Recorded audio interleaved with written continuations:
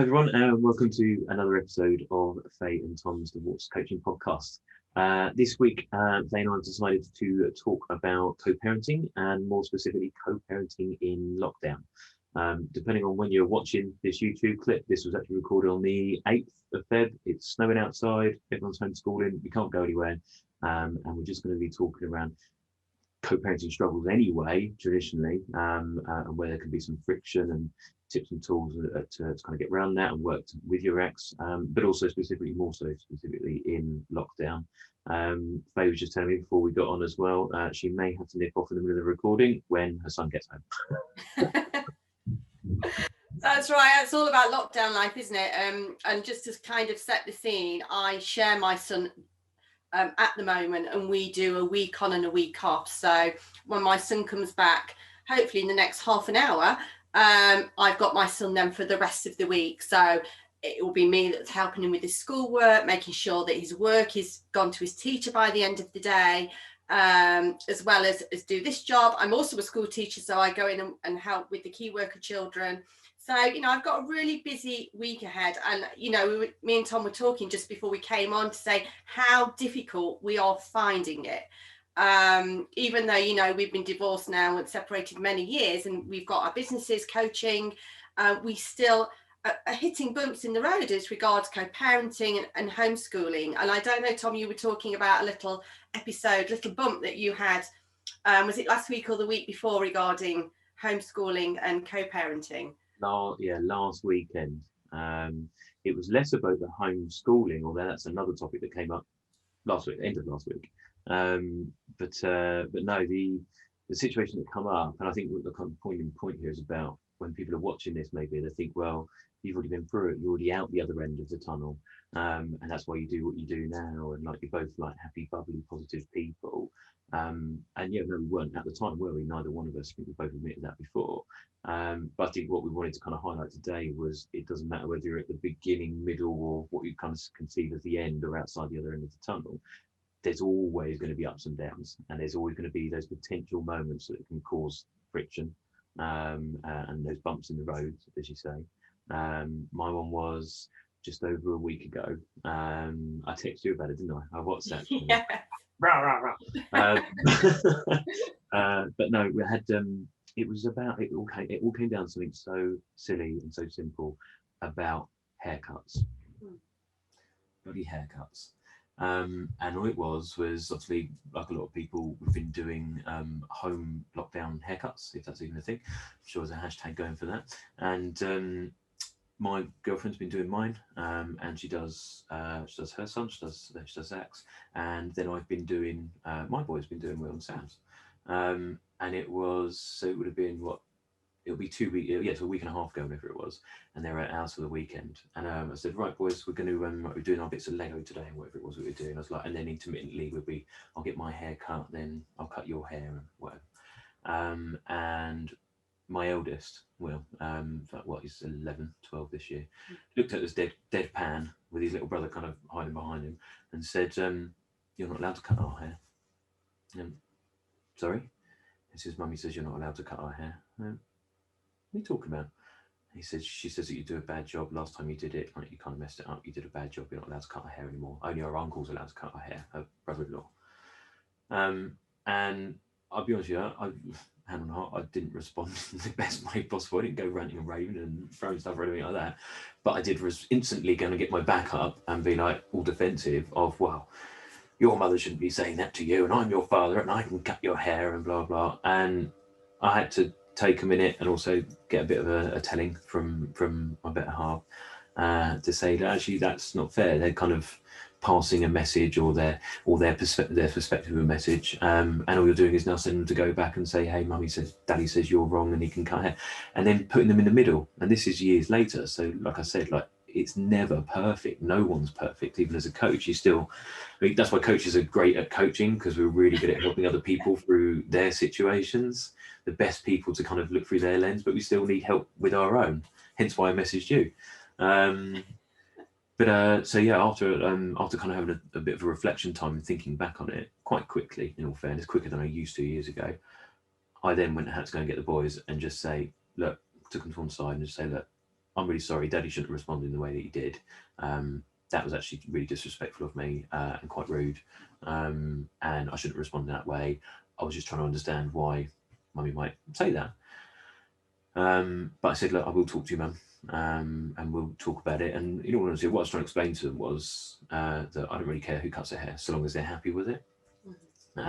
So then Will told me another story about how Mummy had said something else to him. I can't remember what it was now, about his hair and this hairstyle he can have or something. So then I spoke to Mum a couple of days later on the Monday. I spoke to Mum and we had a chat and I was talking about it nice and calmly, just broached the subject. In actual fact, I'll be honest with you, I rang her up and I just said, look, I owe you a pre-apology. She was like, why? I said, the boy said something about the haircuts, explained the whole story. I said, I just respond, I kind of got my back up and was like, well, Mum, you can't say that, blah, blah, blah. I was like, so I owe you an apology because I shouldn't have responded in that way. Shouldn't have reacted like that. Should have just taken a minute and thought about it. So I owe you an apology. Apologise to the boys. I was like, but I think we also need to talk about this. And again, it was just a breakdown in communication. You and I say this on here on all these recordings. We say it every Friday on our Clubhouse. We'll talk about that in a bit later at the end of the call, end of the recording. But communication is key, isn't it? And it's so vital that it's done in the right way. And actual fact, because I went to a hand in hand basically to say, look, I did something wrong. I apologise. I shouldn't have reacted like that. This is what I've done to kind of rectify it. I want to understand what was going on and how I can help you figure out the problem. And that communication between us actually really helped, because what it opened up was not that he was lying, because that's not his style. That's not how Will is. But it is more, I suppose, a misconstrued idea of what was said, how he interpreted something, thought about it, and then regurgitated it. And also that experience of where kids, no matter whether they are the world's most perfect angels or not, when you're divorced and you're separated, no matter how friendly or acrimonious your relationship is, your kids will still always want to say or do the things to protect that parent there and then in the moment. And for Will at the time, it was oh, well, Mummy said you can't cut her hair. And then he's like, but I like the way you cut my hair, Daddy. And then not purposely trying to play us off at each other, but it could have created this rift. But yeah, so we talked about it, we hashed it through, we found out where the breakdown was. And then we spoke to Will together to say, right, this is what Mummy meant, this is what they meant, blah, blah, blah. We put the nuts and bolts back together. And at the end of it, Will gets the haircut he wants, and whoever does it doesn't really matter. But even something silly like a haircut can end up escalating. It certainly can. I'm kind of giggling away inside because I have had so many experiences of this, and you know, haircuts are contentious between co-parents, regardless of whether it's in lockdown or not. And I'm just remembering something that happened to my son a few years ago now. He's probably 7 or 8, and he'd been at his dad's for the weekend, and he was only going at night in the week and then a few nights at the weekend at that time. And then gone to pick him up from school, and he literally had half of his head shaved off. There was no hair there. And then he'd had a huge star carved into the side of that shaved head. So there was just like scalp. And then the rest of his hair on this hair side looked fine. And the look on my face when I went to pick him up from his school teacher, I was horrified. And I got really quite cross inside, thinking, how's his dad allowed this? I wasn't asked. And my son seemed really happy, and he said, Mom, look at my hair. And I was trying to be really sort of happy for him. He said, oh, it's brilliant. It's brilliant. You know, when did you have it done? And inside I was thinking, oh my gosh, he's 8, not 18. And I think I've written about it. Well, I know I have in my book. And I actually said to the teacher, I'm so sorry, because I felt awful. Yeah. I haven't done this. And when I asked my son about it, it actually was December. And he said, Mum, I wanted a Bethlehem star because it's Christmas. So I thought, oh, that's lovely. And so I did feel a bit better about it. But it is that initial, oh my gosh, why has his dad allowed this to happen? Because I was horrified. And I did say to his dad, thank you for getting his hair cut. I think the irony wasn't lost on his dad. And I think you're right, we can have these gut reactions of hair. And I know someone who wanted to keep, their son was about 1, and they got all their lovely curly like baby hair, and she wanted to keep it, and he'd been to his dad's, and dad had cut it all off. And she was so upset. And I think you're right, it is communication. And I know my son at the moment is growing his hair throughout lockdown. And he keeps saying to me, well, I think Dad's going to make me cut it all off. And I said, well, talk to Dad, because maybe Dad doesn't know that you want to grow your hair. Yeah. So I'm hoping this conversation has happened. Because what I don't want is my son walking through the door with no hair and him being upset about it. And I think you're right, Tom, as long as your children are happy with their hair and it's what they want to do, then that's great. I think the other point is, so let's just take the hair bit out for the minute. That's just it's just one of very many topics that can cause contentious situations. But I think what you just said about, like, when you said to your son, look, talk to your dad and explain to him, tell him why. And I think that's the other thing with communication. It's between you and the two parents, obviously, to communicate and really understand what's going on and how you can support each other and really understand the situation. Also being honest, like I said, where I went to a hand and said, look, I'm really sorry, I shouldn't have reacted like that. Rather than Will going back to mum's and going, well, Daddy was going to cut my hair, but I told him that he's not allowed to, or Daddy said, Daddy flew off the handles, or whatever it was. Because then that would just create this one-upmanship. So there's that. But then you've also got the fact of communicating to the children, and not through the children, but helping them understand that they can talk to either of you, or indeed step parents if there are any involved. And this is something else that me and Max had to talk to Will about the other day, where he doesn't, if he gets upset about something with me, he goes quiet. And it's more like a disappointment thing if he's told off. Whereas with his mum, he's been having a go, he's been shouting at her, or he's been kicking off. So we had a word with him together and saying, look, that's not right, and you don't treat your mum like that and respect your mother. And this is me and her talking to him together, and obviously me saying, like, be nice to your mum. Obviously, single mum, she's trying to do it all by herself, give her a break. But also basically trying to say to him, look, you can come and talk to either one of us. Like, you can't come to me and say, like, oh, well, I want to grow my hair long and I can't, mummy doesn't listen to me. And then go to mummy and say, oh, well, Dad cut my hair too short. Well, because they're not purposely trying to play each other off, but he's got to be able to understand that he can come to both of us with the same narrative. And again, where parents communicate directly, you then know that you can support each other to say, because I know that I can say to Will or any of them and say, hey, look, right, we'll talk to your mum about this. Like, your mum would rather know that you spoke to her and came to her and was honest and had a conversation, rather than not tell her and then come and tell me something different. And the thing is, like, if you think about it, even if you were still with your former partner, anyone that's watching this, and you've got kids, we all know, because I did this with my mum and dad, I'd go into the living room and I'd go, Mum, can I have a chocolate bar? And she'd go, no, dinner's almost ready. I'd go upstairs, I'd find, Dad, can I have a chocolate bar? Yeah, of course you can, mate, help yourself. And all kids do it. I think actually some adults do it. I probably still do it for my mum and dad, to be honest with you. But yeah, kids also do say, especially if there is a situation where they know the parents don't get on, that they've witnessed and they see that the parents can't talk to each other and they can't be in the same room as each other, that will only amplify for your children. And that then is going to be one of those things where they do feel like they have to keep things from one or another parent. And if you think about it longer term, that just completely amplifies. And I know this from my own experience, where you get to a point, even as an adult, that you decide, well, who can I have at my wedding? Which one's coming to the christening? Who's coming to this birthday party? Or we have to have a birthday party on Saturday so this side of the family can come, and then one on Sunday so this side of the family. And then you're putting the children in a situation where they have to choose, which isn't right. You should be watching it together. You should be able to move forward and put the children at the centre. And when you do work like that, I don't know about you, but when we have like Christmas days, wherever the kids are, that other parents go to that house. So like this year, they were with us. Yeah, they were with us as Christmas just gone, Christmas 2020. So my ex and her boyfriend came over at like 7, 8 o'clock in the morning to watch them open their presents. And it's about that, not just a communication, but it's that non-communication, non-verbal communication. They can see her in the same room. They can see, Dad's making Mummy a cup of tea. And it's all those sort of things as well that really play to how they see the world and then how they respond and react to it. Definitely. I mean, you know, I think I know we've spoken about this before. My Christmas is always very different, and we alternate. But I think it's really important that children have that continuity, and that's what children like. And you know, I'm going to be really proud of my son if he comes home today and says to me, "Mum, I've spoken to Dad about it," because I want him to be able to speak to his dad about things. I don't want to be the go-between. If he's saying, "Mum, can you speak to Dad about this?" You know, he's 10 now. I want him to go to his dad.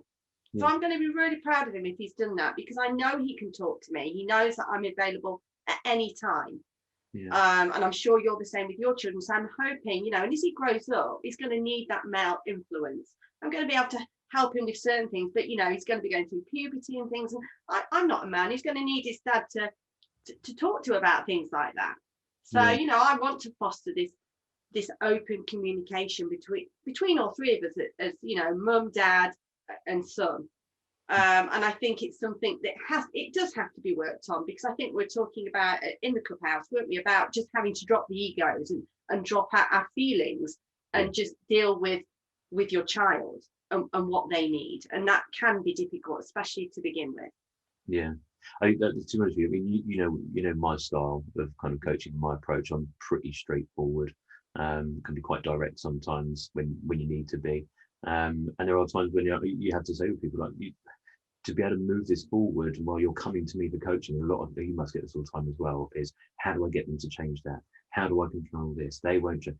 And it's all about blame, isn't it? It's about projection, and like this somebody else's issue. And again, that's the point. That's the thing with coaching. It's okay, well, look, if that is the situation, well, what can you do to impact that situation positively? Whether that is, how can you support middle of lockdown, homeschooling, and you're a teacher as well. I mean, I'm going to get you a little cape with like Super Fay written on it or something. I certainly don't feel like that a lot of the time. That's for sure. But even in that respect, how can you support your former partner and your co-parent through a situation that's unprecedented like this? Well, you could choose, and you have a conscious decision. When people say to me as well, I can't help that. That's how you. Well, actually, you can. You just have to be more aware and not using kind of words like awakened and things like that. But you have to just be more conscious of, you do have a choice. You have a choice that you can. Is your doorbell just gone? Yes, I'm just going to nip off very quickly, just 2 minutes. Do I keep talking while we record it? Sit here and wait? Maybe get the phone.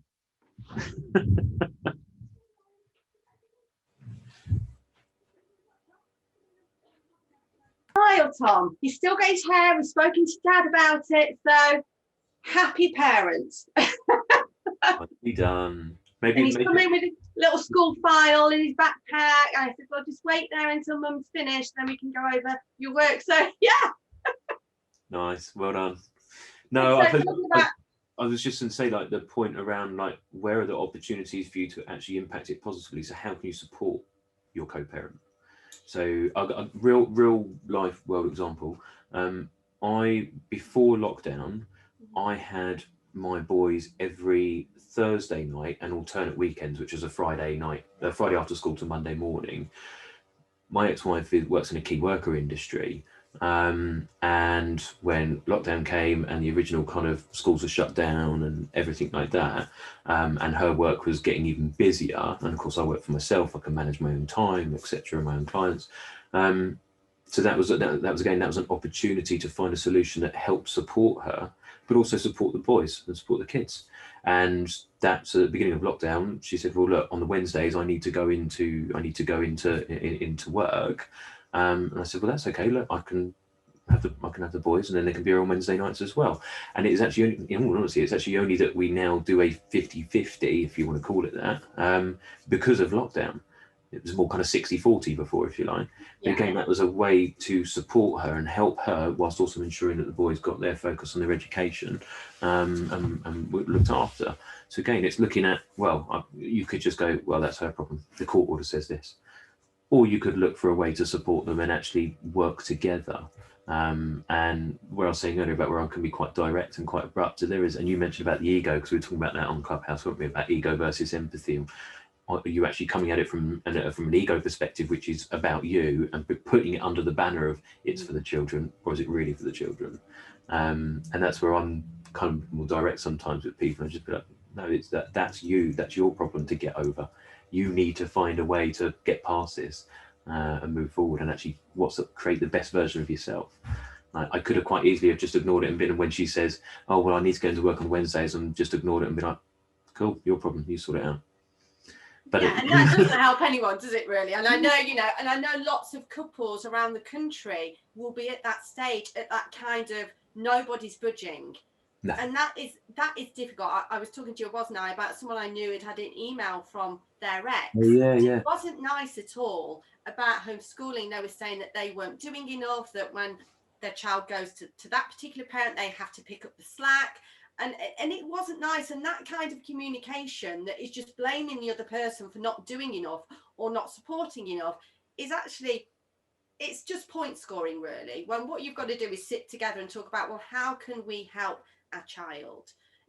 I'm very lucky, even though I go into school, my son will often come in with me as a key worker child and have a lesson in his a little bubble class. Sometimes he just gets on his own when his older sister's here. Yeah. And she's kind of supervising and things like that. But I know that if I was really struggling, I could talk to his dad and say, look, I really need you to have him, because his dad's got his own business and works from home effectively.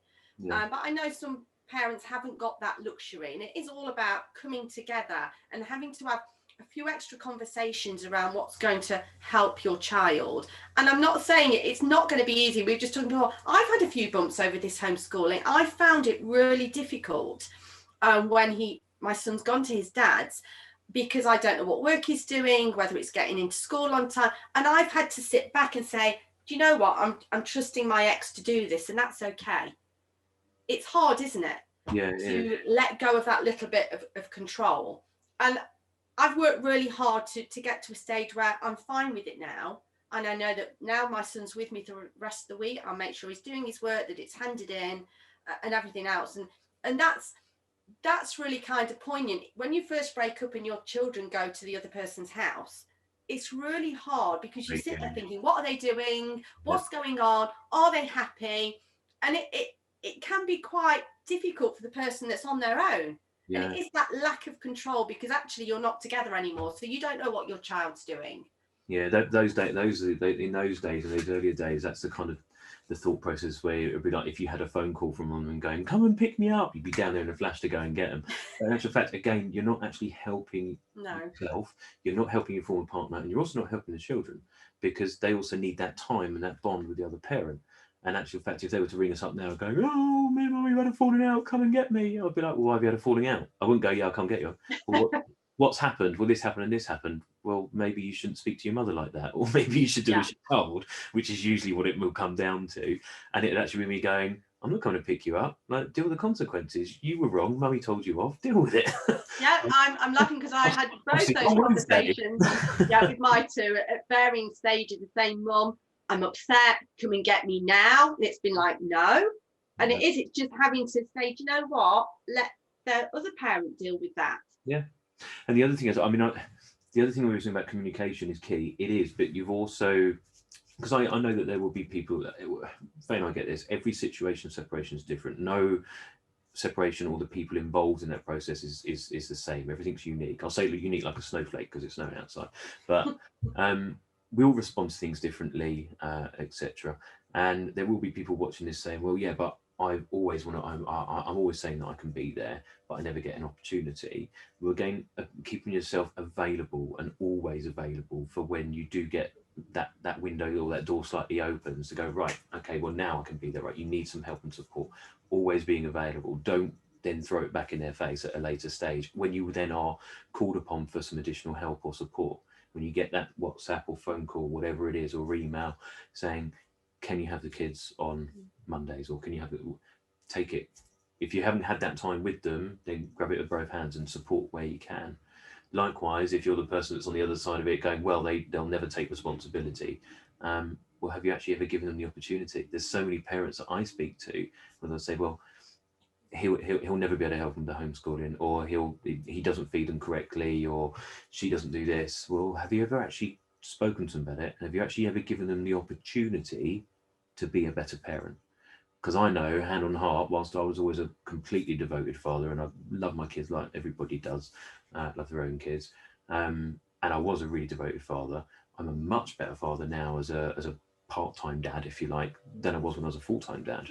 Mainly because I was out at work more, but now I'm more present and I'm more engaged and I'm more involved. And you talking about the homeschooling bit a minute ago, we had the same thing last week where I think it was Thursday. Yeah. So you have week on, week off, don't you? Yeah. Is that with both, or is that just with your son? No, just with my youngest. Yeah, my oldest is 16 now, so she sees her dad a couple of times a week, but she won't necessarily go and spend a whole week there. Cool, because we do 2255 or whatever you want to call it. So we have every Wednesday and Thursday, and the other parents have every Monday, Tuesday. And then you get alternate Friday, Saturday, Sundays, so like 2255. Which actually, I've got to be honest with you, for anyone watching this, if you're trying to figure out a parenting schedule, it's amazing. Take out the homeschool bit for a minute. Imagine if it was real world, going to work and going to schools. If you're doing it week on, week off, and I don't know about you, Faye, but then I would find that actually you've got to be prepared for everything in that week. So if there's swimming on a Monday and there's dance on a Wednesday and there's football on a Friday, you've got to do it all. It's a full-on week, yes. I know my week now from here until next Monday is going to be busy. Exactly. And what I actually find with this the 2255 arrangement is Mum's always got Monday, Tuesday. So whether it's swimming, horseback riding, whatever it is, Mum does it. I'm there if she needs me, but that's Mum. Whereas Wednesdays and Thursdays, she knows I've got that. I'll sort it out. If it's swimming, football, whatever it is. That's worked really, really well for us. And again, that's just a way to be able to kind of communicate and break it up. But the reason I was mentioning it was on Thursday, so the kids came back on Wednesday. Thursday we were homeschooling. Thursday, I think it was afternoon. Yeah, it was after lunchtime. I asked Will what he was up to, and he was like, "Oh, I'm reading Harry Potter Chamber of Secrets." And I went, "Is that part of your lesson?" He's like, "Oh yeah, it's part of my English lesson. We're reading it for this term." I was like, "Oh, okay." I said, "Well, you've read it 3 times because you've read the whole series. He's got the whole box set." I was like, "You've read the whole thing, all of them, from cover to cover, probably 2-3 times." I was like, "So you actually already know this?" I was like, "What other work have you got?" And he had a huge backlog of work. He'd basically chosen he was only going to do English. And for the last week, no one knew. All he was doing was reading the book every day. And he'd done no science, no maths, no RE. So when I found that out, he obviously got a telling off. And the first thing I did was ring Mum and go, and it like because your friend's email, your colleagues or client's email you're saying about, rather than it being a finger pointing, you haven't been doing this for the last 2 days, you haven't been on top of it. I rang her up and go, we've got a bit of a problem. Yeah. Both of us have, because you didn't spot it last week and I haven't spotted it so far this week until now. I was like, and he hasn't been doing the rest of the work. So what do we need to do? So we basically regrouped. I went round there with Will and we both said to him, right, you're going to do this, this, this, this. And it was Mum and Dad's message together. It's that kind of united front thing as well. It is, and that's what I've had to do with my son, because I think, I don't know whether this is a gender thing, but my son has still got this, when I'm at home, regardless whether it's Mum's and Dad's. School, I'm at school. So he's really struggled to get his work done at home. So I've found that I've had to stay on top of it every second of the day when I've got a free minute.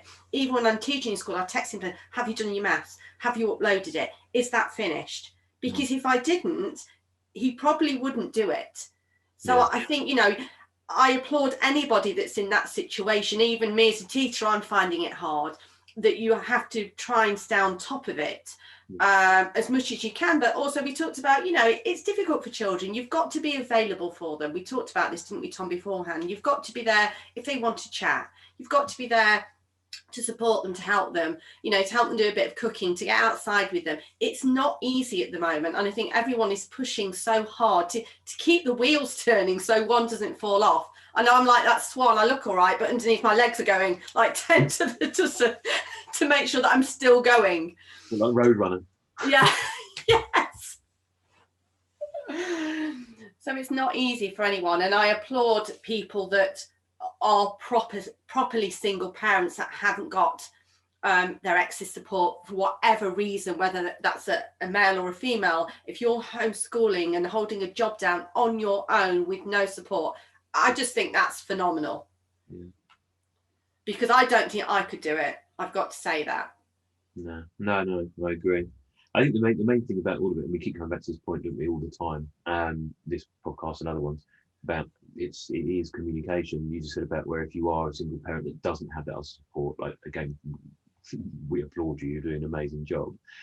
If you do have, if there is the other parent available, however limited that might be, right? It's not about you relinquishing that control, but if you're needing support and maybe they haven't stepped up to the plate before, now's an opportunity time. You can actually create an opportunity here to say, hey, look, like, do you want to have some input here? Would you like to take some responsibility? Would you like to take on a little bit of this and help us out and help the child? But it's also got to be about their interaction with them as well. So it's about creating that opportunity. And also likewise, if you're the person at the other side of it, like, just make sure that you are politely communicating it, keeping yourself available, that you are there to support them. And it's to help them as well as a child or children. But it's also to be consistent. You can't kind of like say, well, I'm here if you need any help, give me a call any time. And then when they do ask for help, ignore them and blue tick them and just not answer them back, or hold another grudge against them for something, or try to use it in some way, because it's not a game. Well, at least your children won't see it like that when they're older and start to ask questions and start to realize what games were being played. So just think about how you communicate. And you said it earlier about ego. I come from a place of ego. Or my favorite one is really, really old saying, I think it was my mum that used to say this, I know my nan definitely did, but if someone's always pointing the finger, they're pointing the finger at you, there's always three pointing back at them. And it's what they're right, project it away from me, it's your problem, when they're not looking at themselves. So if you're pointing the finger, just take a moment, step back, think about it, and now look for a solution. It's holding that mirror up, and so many of us don't like to do that. I know it's taken me years to be able to hold the mirror up and look at myself properly and know my failings, know the positive attributes that I have. And it's not easy for a lot of people. I think you're right, being honest. I sent my ex a text message a few weeks ago because I think he thinks because I'm a teacher, I know what I'm doing, that I'm on it. And actually, some days I don't. I do have days where literally I'm swimming against the tide. And I sent him a text saying, I'm finding it hard as well. And I'm struggling to make sure he gets his work in on time and it's done to the correct standard, because I know my son's work he produces at home is probably nowhere near the standard that he would produce at school. Yeah. And then it's me saying to him, well, I don't think this is your best. Getting him then to redo that work is a task and a half. So it's all those little things, So I sort of sent this text saying, I'm struggling. I'm having days where I'm struggling as well, even though I'm a teacher. Yeah. It is so different doing it with your own children at home. Yeah. I mean, this is new to everybody. So it's like, regardless of if you're in education or not, like, this is difficult. And you'll have your own situation where you've got your own struggles, where you're trying to teach other students at other schools whilst also being a parent and teaching your own kids, and it's just this whole mismatch. So just give each other a bit of a break and look for ways to support each other, and solutions and opportunities, and make conscious choices rather than contentious choices. I think is the best way. Oh, I might trademark that phrase. That sounded really good. It does. It's good. Write it down. I'm writing that down. Forget. But cool. No, and I think another good tip for parents is, and I will say again, was it last week or the week before, I had an absolute meltdown in the car on the way to school, because I was going in to teach a bubble, leaving my son at home with his older sister, and it literally got all on top of me, and I literally had to shed a few tears. And it's saying to you lot out there, don't beat yourself up about it. We're all going to feel guilty that we're not doing enough, that we're not doing the right thing. And that's human nature, but try not to beat yourself up about it too much, because again, another phrase is your best is good enough. Yeah. Your best at any given moment, that is good enough. And you hold on to that. And if you don't feel, I had a day last week where I thought, I've hardly done anything. I didn't feel as if I'd been very productive. And you think, tomorrow's a new day. We'll just start again. And just have that mentality. Yeah. I'm dreadful at beating myself up. Even after years of practice of not doing it, I still do it. So, all as parents out there, I think, it's natural for us to feel guilty, isn't it? Yeah. I mean, well, when I was talking to mates the other day, when I was saying, when I rang her up and I said about how Will missed out this work, the next when I was dropping him there on Friday because it was her weekend, when I was dropping her off, and she came out and she was really apologetic about it. And she was like, "Look, I'm really sorry." Like, she goes, "I was asking him, and he kept saying he was doing this, and I was checking up on him." She went, "But she was basically kind of apologising for him not being on top of his work." And I was just like, "Look," she's like, "I'm downstairs. He was up in his room, and she was downstairs in the study or whatever." And so it's the same at our house. I'm just upstairs in the study, and he's downstairs in the kitchen. I was like, "But you're only doing the best that you can do, and if you're checking in on him and saying how you're getting on, and he's going, yeah, fine,' and just carrying on doing what he wants to do, now, look, I'm not holding that against you, and like you're doing the best you can." I was like, now we know that he's not doing his work. We can both keep a closer eye on him, and we know how to use the systems and stuff now. So, but again, that's all about communication and constructive communication, not the contentious one. Yeah, and being honest about it. If you need support, don't feel guilty about reaching out and getting that support from your ex or by anybody else, because there's always times when we need a bit of extra support. Like you say, if you're working and you're a key worker, you know, you can't be in two places at once, and it's all about, you know, burying that ego and actually asking for a bit more support. And I think you'll find that if you're asking your ex or your ex-partner about it, then they will happily, if they can, offer. Because generally, like you say, everyone's working pattern is not the same. I know a lot of my friends and their children are working from home together, like you say, in different rooms. Yeah. I know that's happened to me. I think I walked in and my son wasn't doing his English. He was watching TV. So talking about other forms of support, obviously we're loving the fact that everyone's watching these and these are gaining more traction, and obviously we love doing them, so they'll keep coming and keep posting them up. As always, please contact Fay or I, both, comment whatever, Instagrams here, YouTube, etc., with any kind of comments, questions, queries, anything you did find useful, more importantly, anything you didn't find useful, or anything you think was missing that you maybe want us to share. The other point I was going to say was actually that we've mentioned it a couple of times now, Clubhouse, this new shiny social media platform, audio only and only available on Apple, so an iPhone or a tablet. So if you are watching this and you're on Clubhouse, or you want to get on it, and you can get on it, Fay and I've usually got a couple of invites spare, but every Friday at 2:30 p.m. UK time, obviously, Fay and I host the UK Divorce Club on there, where again we talk and listen. It's like this, but it's interactive, so you can come up and talk about your story, ask us a question, seek some input, support, etc., or just come in and listen here on the people's stories as well. We've got some really interesting people. I think the first week we ran it, there was like 6 people, including me, you, and another divorce coach who turned up. And then, so last week was the 3rd one, and I counted it was about 34 people overall that turned up. wow, that's a lot of people. To go from 6 to 34 in 3 weeks, pretty good. But yeah, for anybody, it's completely free, obviously, to go on and listen. And you can come up and speak and share your story, etc., or not if you'd rather not. But it's just another free service, an hour and a half every Friday, 2:30 on Clubhouse. Just put your, you'll be able to find us because it's just the emoji of the British flag and the Divorce Club, and you'll be able to find mine and Fay's faces on there. And yeah, come and listen in, come join us. It isn't, and I tell you what I really like about it, even though I spoke to you about it's exciting, but it's actually quite scary at the same time, because it's a totally new platform that obviously people can talk, and we have a lot of people coming and talking about their experiences. So it isn't just me and Tom talking about ours and how we help. People are actually coming on the platform and saying, this is what I'm struggling with. I think we had a gentleman last week who was struggling with his marriage breakdown. He was in the very early stages, and he actually said at the end that he got a lot of support just listening to people on that channel about their stories, how they've coped. So it's a really good interactive platform, isn't it, Tom? It is. It's actually also given us a couple of ideas of some guests to come on as well and talk about their stories. So, but we'll tell you more about that another time. Anyway, thanks for watching, everybody.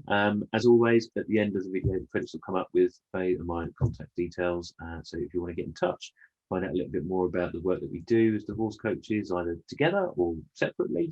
We both offer free consultation calls, don't we, Fay, to find out if it's for you. So yeah, do get in touch, and yeah, we'll see you again soon. See you soon. Bye. Bye.